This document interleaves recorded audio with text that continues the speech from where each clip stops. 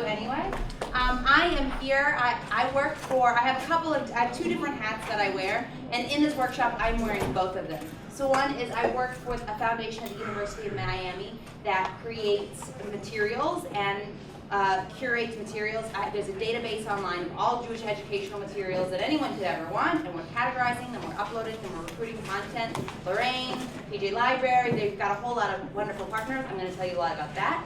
I also spend all the rest of my time singing songs with Jewish babies. That's what I've been doing for the past decade or so.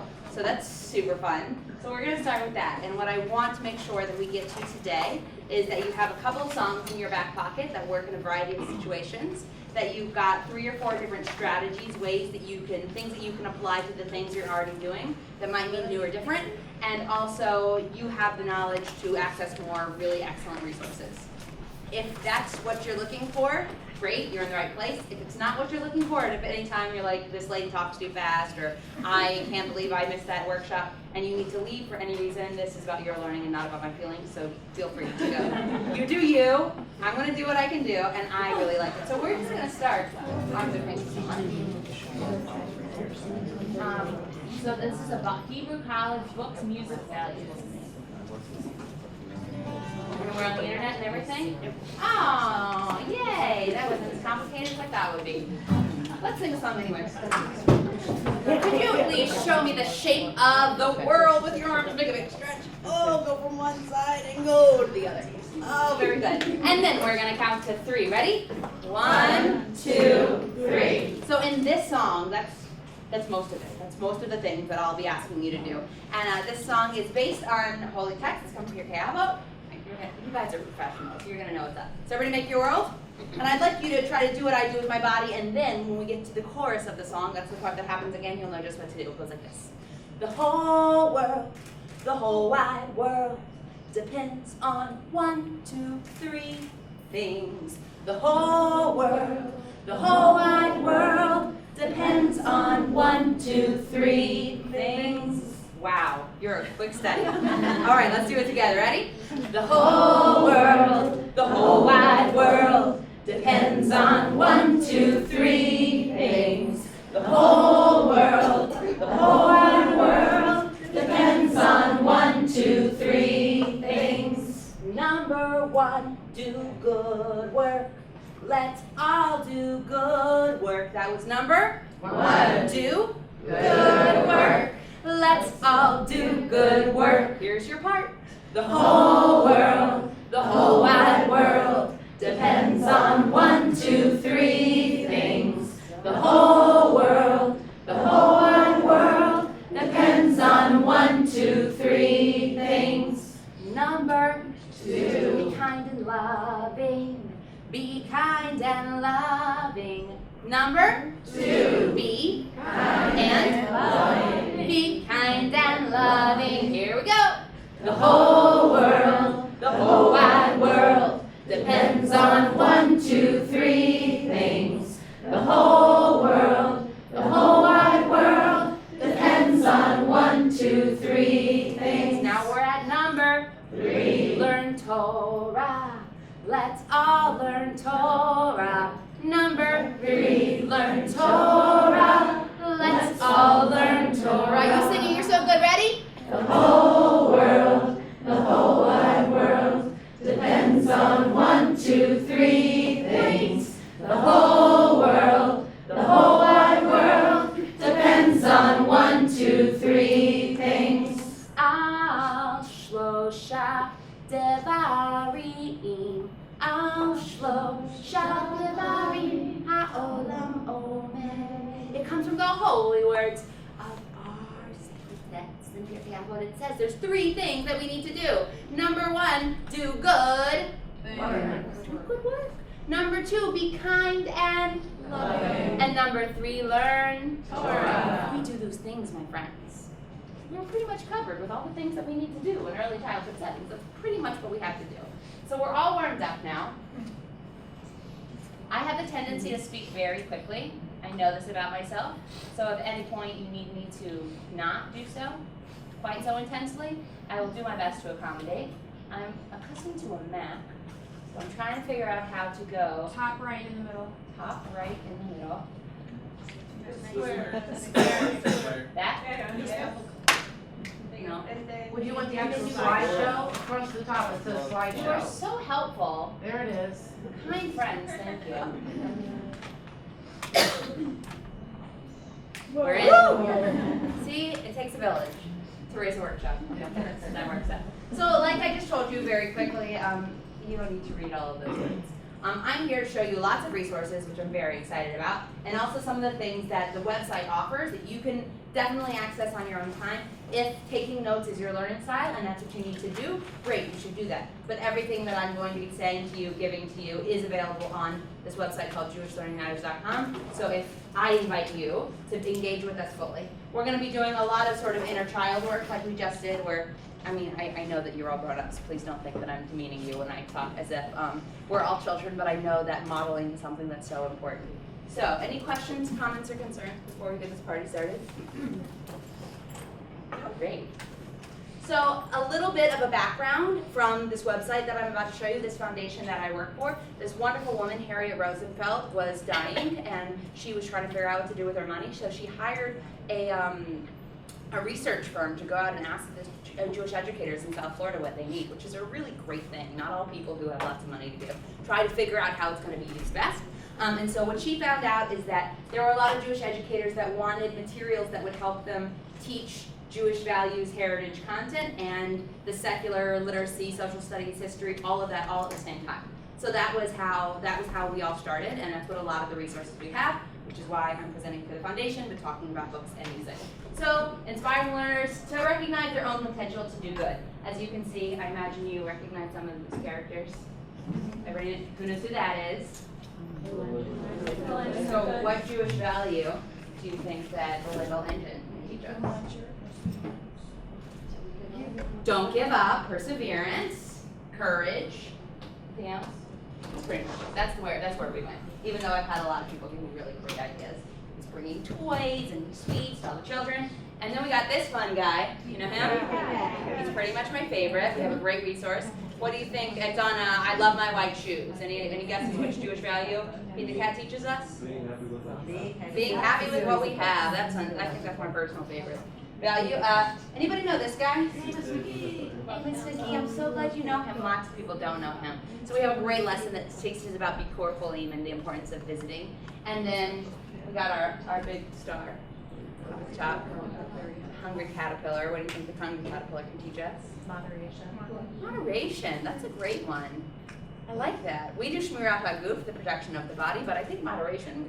Would you write a lesson plan so I can put it on my website? Great. Yeah. We created 2 CDs and a book full of 24 book units. I have the CDs. I have like 25 of them. I think there might be more than 25. But the book and the songs are all available for download.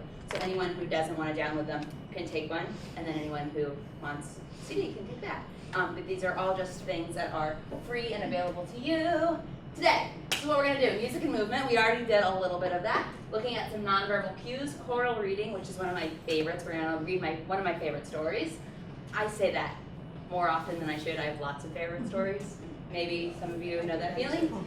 Zipper songwriting, which is such a useful tool. I imagine most of you are familiar. It's like Old MacDonald, where you can, fill in the blank and make a song go lots of different ways, but using that really specifically and thinking about how we can engage Jewishly our community members.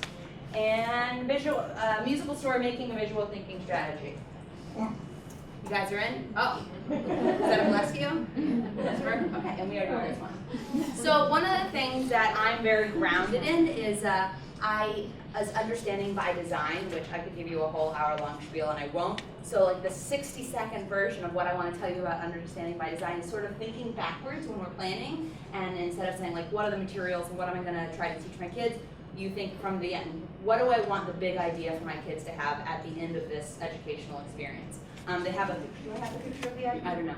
So they have this picture of an egg. If you can imagine an egg in your mind's eye, and in the middle of the egg they have enduring understandings.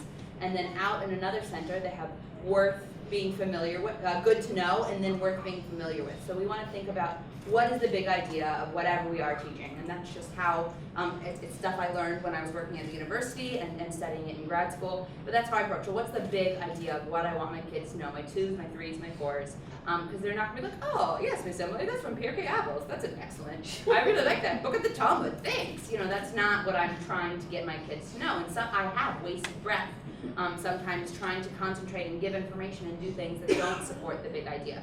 So I don't think you can read this, again, all on the website. Oh, we'll just look at the website in a minute.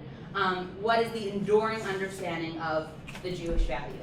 So these are all things I came up with. So Gemilut Chasadim, show your love through kind actions. Sameh V'chelko, be happy with what you have. Nidivut, generosity, think about other people's wants and needs, and if you can, help them. So this is sort of dialing way back. I'll tell you that for myself, and I had a rabbi who's on our team, PJ Schwartz, he was here last night, and a handful of professors who helped us whittle these down. It took a lot of very serious text study to arrive at these meanings. And these are geared for kids, or 3, 4, and 5 mainly. But we have them. I encourage you to go through that process and or take what we've already figured out. We'll get to the fun part. All right, let's read a story. You ready? Yeah. On the count of 3, I want everybody to tell me what animal they see. Ready? 1, 2, 3. Rabbit. What? I feel like I heard some ducks and I heard some rabbits. So what I'd like everyone to do now is stand up and put your chair in. We're all going to come in the middle. If you saw a duck, I want you to stand on this side of the room. And if you saw a rabbit, I'd like you to please stand on this side of the room. I'm not even going to tell you. I'm going to let you see how wonderful it is by yourself. What we're going to do is called choral reading. This book, I've done this strategy with pre-K kids. I get really excited about it. We'll talk more at the end. So everybody who sees a duck, or my duck's ears. My ducks, or my ducks. My ducks are gonna read this side, and my rabbits are gonna read this side. You're gonna read it all together. This is called choral reading. I'm just gonna go like this. Am I blocking anyone's? All right, so on the count of 3, I want all my ducks to read this side of the story. 1, 2, 3. Hey, look, a duck. That's not a duck, that's a rabbit. Are you kidding me? It's totally a duck. It's for sure a rabbit. See, there's his bill. What are you talking about? Those are ears, silly. It's a duck, and he's about to eat a piece of bread. It's a rabbit, and he's about to eat a carrot. Wait, listen, did you hear that? I heard duck sounds. That's funny, I distinctly heard rabbit sounds. Now the duck is wading through the swamp. No, the rabbit is hiding in the grass. There, see, it's flying. Flying, it's hopping. Look, the duck is so hot, he's getting a drink. No, the rabbit is so hot, he's cooling off his ears. Here, look at the duck through my binoculars. Sorry, still a rabbit. Here, ducky, ducky. Here, you cute little rabbit.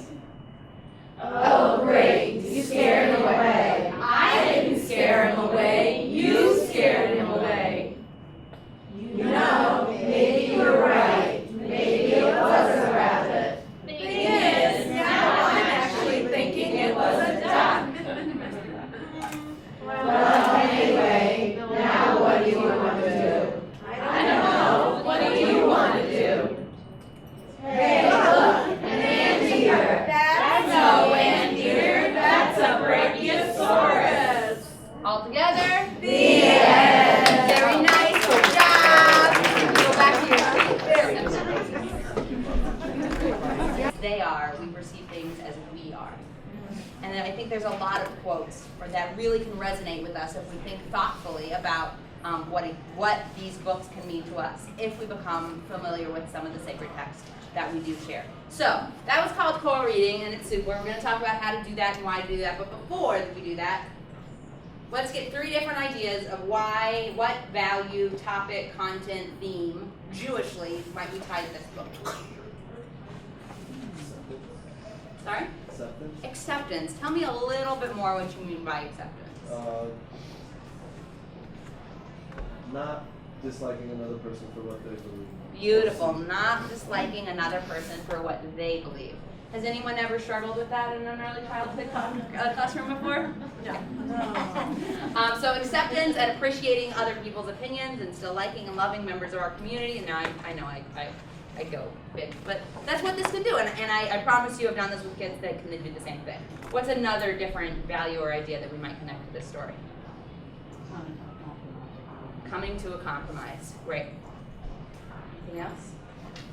Seeing another person's point of view. Seeing another point of, and this is a developmental milestone that we hit somewhere in our early childhood life, and supporting the kids as they discover how other people do that can be a really useful tool, not just for us in the classroom, but for that child. So seeing another perspective. We have a lesson plan on this that talks about, that connects it to Simchat Torah. Anyone think how we could connect this to Torah study? That again, please? God loves us no matter what, absolutely. That we're all different. Those are, and we can tie that into so much of what we do in early childhood. So I looked at, oh yes, please. Like the beginning and the end? The beginning and the end? On one of them, the rabbit is, the top, and the other one, so you have like the beginning and end of the joke. Oh, that's interesting. So looking at it as different perspectives as a bookend. I haven't had that before. I like that one. So there's also a quote from Pierre Campbell, everything is in it, turn it and turn it, for everything's in it. So it's about looking at things differently with new perspective. So Yeah, and that's it. So we have a lesson plan, and it uses the song called Rabbi Bin Bag Bag by Jeff Glover. You gotta turn it and turn it again, turn it around your mind. But it also gives kids a great excuse to spin in circles for a while. So we look and this becomes a favorite book. So the favorite things that we love, we look at them again and again, and if we continue looking, we'll learn new and different things, even if we look at the same thing in different ways. So it's fun. Choral reading. Choral reading is a passage. I've done this with kids as young as like 2.5. We do it with like Brown Bear, or something that's got a very repetitive text. Pete the Cat and I Love My White Shoes is another great example where kids can take turns reading all together. It's great for early literacy. I mean, you guys probably know better than I do all of the things that this can benefit. Thinking rhythmically, interacting as a group. It sometimes gives the pre-readers that are lacking confidence, or even kids that are a little bit further along in their path to learning how to read, the confidence to do it together. And they'll be, and it's one of those things where it's a favorite story. With older kids, you can do it with newer text. But since most of our kids are in various stages of pre-reading, everybody has a copy of the selection. Sometimes that also means pictures. I've done it with kids with some of the Eric Carle books where they have the animal. So it's going to be, we're going to do some things as a, and what do you see? And then whichever kid has the right picture. I don't have my whole library of books because I flew up from Florida yesterday lugging an infant, and I couldn't bring my library with me. But anybody have some familiarity with Eric Carle books? So I do a lot of that with early childhood. Having kids read along with you, using your voice, leading, guiding, tempo, expression, assigning lines. This is also something that's really fun to do in pre-K as a performance. Bless you. That parents are very excited to see their kids reading, and this is a way that we can support the kids in doing that in a very developmentally appropriate way. So that's choral reading, and try it with your favorite book. It's also fun to do just with multiple voices in the same room, so having 2 or 3 teachers that are sharing it.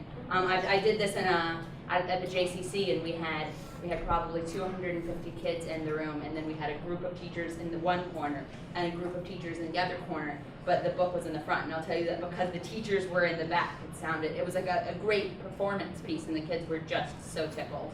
And they're like, duck, duck, duck, rabbit, rabbit, rabbit, and they're all fighting, and then they all got along.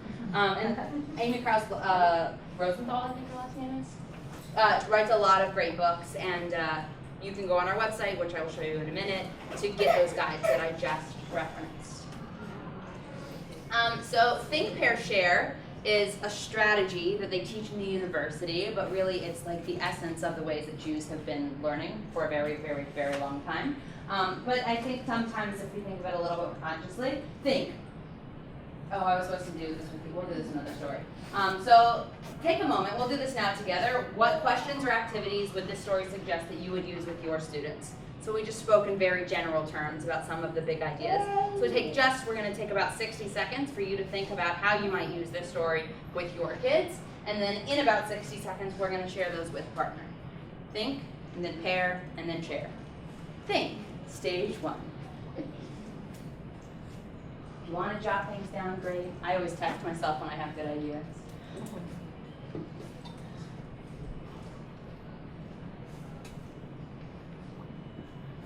Turn to a neighbor and share with them an idea of how you might use a book or a strategy that we just discussed. I know a lot of you know each other. You sat in little groups of people with whom you already know. So I'd even encourage you to go turn the other way. I thought it was a duck rabbit.